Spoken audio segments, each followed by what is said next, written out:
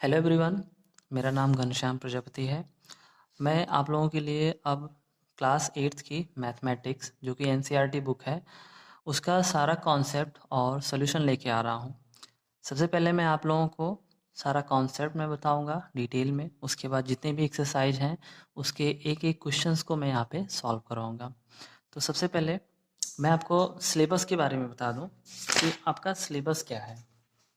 देखिए, आपका जो क्लास 8th का मैथमेटिक्स का सिलेबस है उसमें चैप्टर 1 आता है rational number, linear equation in one variable, understanding quadrilaterals, practical geometry, data handling, square and square roots, cube and cube roots. उसके बाद आपका आता है comparing quantities, algebraic expressions and identities, visualising solid shapes, mensuration, exponent and powers, direct and inverse proportion, factorization, introduction to graph and playing with number। आपके 16 chapters हैं जो आपको पढ़ने हैं। चलिए अब हम शुरू करते हैं चैप्टर 1 रेशनल नंबर। सबसे पहले मैं आपको इसका इंट्रोडक्शन दूंगा। आप क्लास 6 से पढ़ रहे होंगे नंबर सिस्टम के बारे में।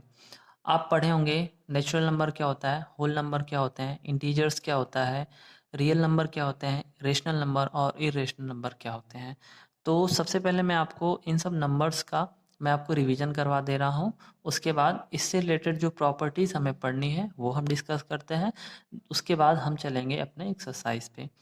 तो हम देखते हैं टाइप्स ऑफ नंबर में पहला टाइप हम नेचुरल नंबर देखेंगे।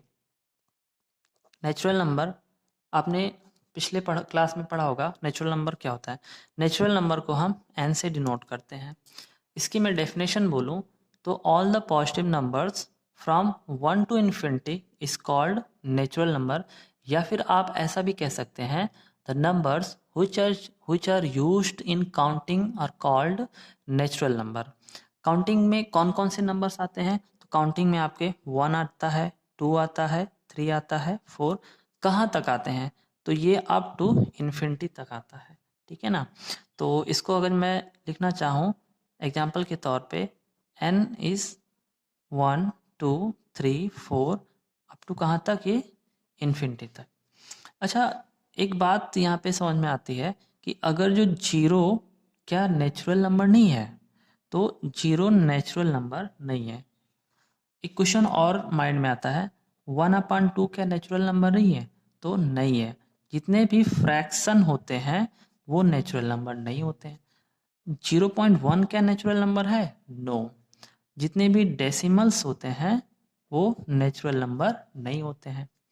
एक और क्वेश्चन आता है, -1 क्या नेचुरल नंबर है? तो नो। जितने भी नेगेटिव टर्म्स है वो नेचुरल नंबर नहीं है। तो ये सब बातें थी नेचुरल नंबर के बारे में। सेकंड हम देखते हैं होल नंबर क्या होता है। होल नंबर, होल नंबर को हम W से डिनोट करते हैं। ठीक है ना? ये जो नेचुरल नंबर है जो 1 टू इन्फिनिटिव है, इसी में आप 0 ऐड कर दो तो ये सारे के सारे होल नंबर बन जाते हैं। ठीक है ना? तो हम ऐसा इसका डेफिनेशन बोल सकते हैं, all the positive numbers with 0 और कॉल्ड नेचुरल नंबर। तो W इक्वल टू क्या हो जाएगा? 0 1 2 3 4 कहाँ तक? तो ये इनफाइनाइट तक अगेन हो जाएगा। अब देखिए, अब तक जीरो जो है वो नेचुरल नंबर नहीं था, लेकिन जीरो अब होल नंबर बन चुका है। तो यहाँ पे हम ये कह सकते हैं कि all the natural numbers are whole number but all whole numbers are not natural number. ठीक है ना? ये देखिए, ये जितने नेचुरल नंबर हैं ये सारे के सारे होल नंबर हो सकते हैं, but all whole number zero नहीं हो, सॉरी, नेचुरल नंबर नहीं हो सकता। क्यों? क्योंकि होल नंबर में जीरो आता है और जीरो नेचुरल नंबर नहीं हो सकता है। ठीक है ना? इसमें भी अब आगे क्वेश्चन यही आता है कि क्या 1/2 ये होल नंबर है? तो no. Again fraction whole number नहीं होते हैं। डेसिमल की बात करें तो डेसिमल भी होल नंबर नहीं होता है, और नेगेटिव टर्म भी होल नंबर नहीं होते हैं। ठीक है ना? तो ये सब चीज़ें जो आपको जाननी थी। थर्ड प्रॉपर्टी देखते हैं बच्चों, इंटीजर्स। इंटीजर्स क्या होते हैं? तो इसकी जो डेफिनेशन है वो ये है कि the number which can be positive, negative और जीरो आर कॉल्ड इंटीजर्स। ऐसे नंबर जो या तो पॉजिटिव हो, या तो नेगेटिव हो, या तो जीरो हो, ये सारे नंबर्स कैसे होंगे? इंटीजर्स होंगे। इसको हम जेड से डिनोट करते हैं, तो इसका एग्जांपल क्या बनेगा? हम पहले जीरो लिख लेते हैं, जीरो ये इंटीजर्स हैं। फिर हम राइट हैंड साइड जाएंगे तो हमें +1 मिलेगा, +2 मिलेगा, +3 अप टू कहाँ तक? इन्फिनिटी तक। ठीक है ना। अब जीरो के लेफ्ट हैंड साइड आएंगे तो -1, -2, -3 अप टू इन्फिनिटी तक, माइनस इन्फिनिटी तक। ठीक है ना। तो ये नेगेटिव टर्म आपका इन्फिनिटिव है, ये जीरो आपका इन्फिनिटिव है, और ये पॉजिटिव टर्म इन्फिनिटिव होते हैं, सॉरी इंटीजर्स होते हैं। तो इंटीजर्स 3 टाइप के होते हैं: पॉजिटिव नंबर्स, नेगेटिव नंबर्स और जीरो।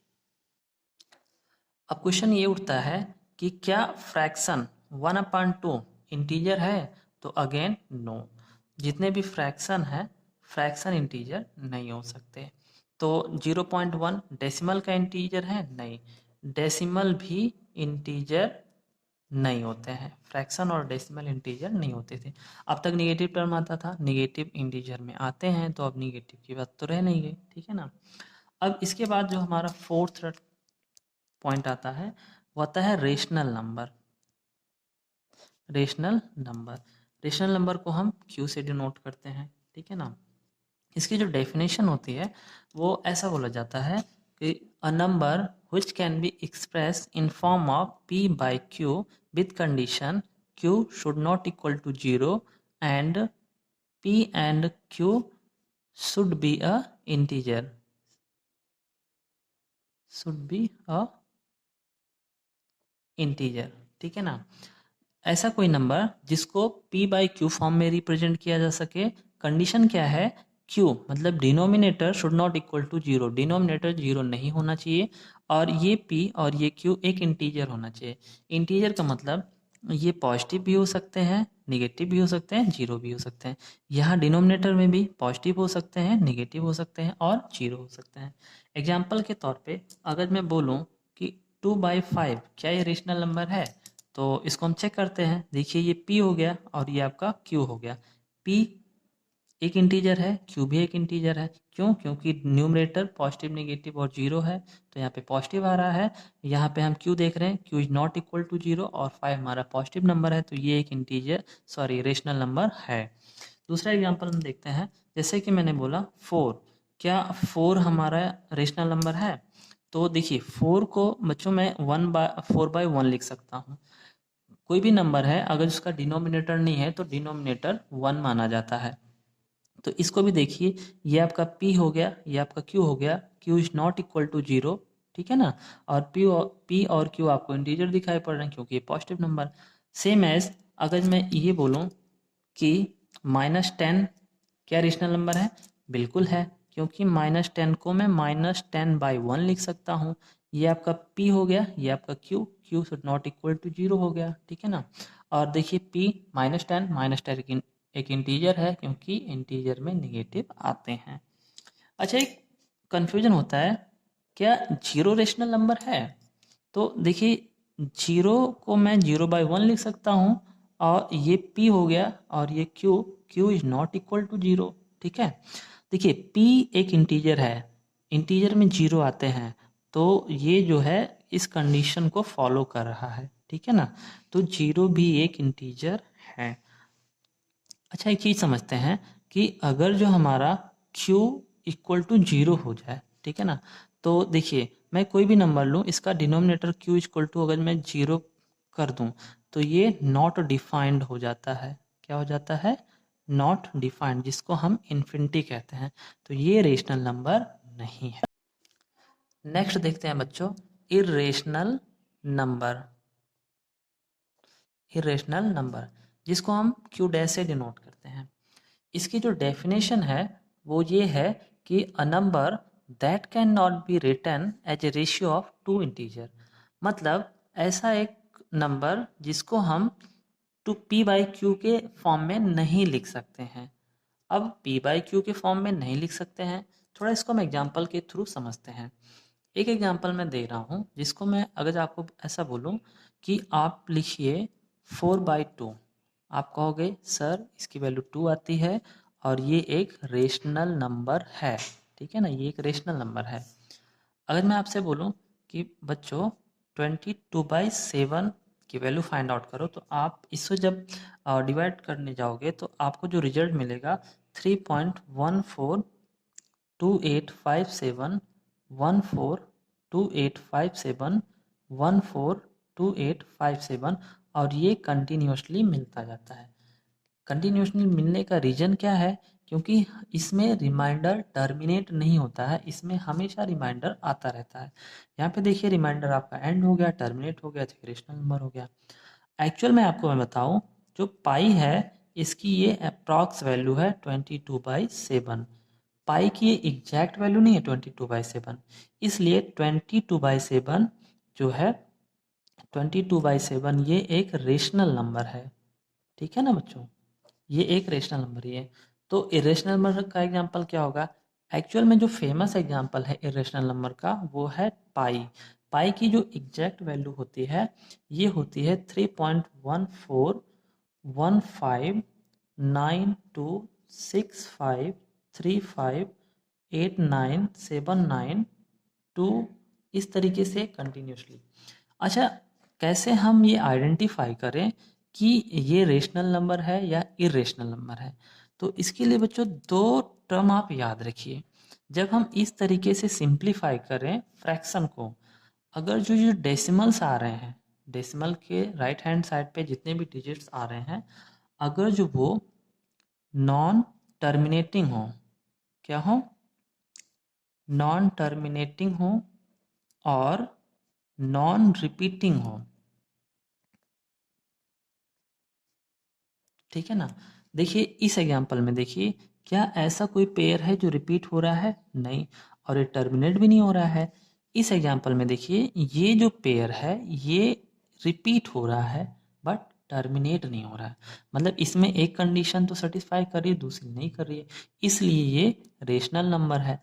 इसमें देखिए पाई की वैल्यू में जब लिख रहा हूँ तो इसमें देखिए इसमें ये नॉन टर्मिनेटिंग है, मतलब इसका कोई एंड नहीं है, और इसमें कोई भी डिजिट रिपीट नहीं हो रहा है या फिर कोई पेयर भी रिपीट नहीं हो रहा है, इसलिए ये हमारा ये इरेशनल नंबर है। ये आपका क्या है?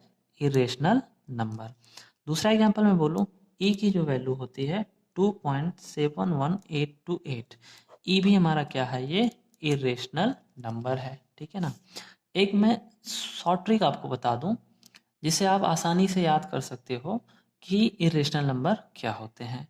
आप कोई भी ऑड नंबर लीजिए और उसका अंडर रूट ले लीजिए, वो सारे के सारे क्या होंगे?